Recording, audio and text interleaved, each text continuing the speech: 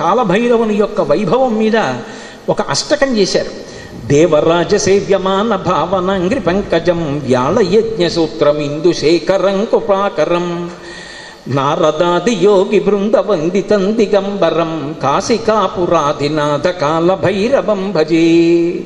నారదాది యోగి బృంద వందితం దిగంబరం అంటారు. ఆయన నారదుడు వంటి యోగి బృందముల చేత నుతింపబడుతుంటాడు. దేవరాజ సేవ్యమాన భావనాంగ్రి పంకజం, పావనాంగ్రి పంకజం.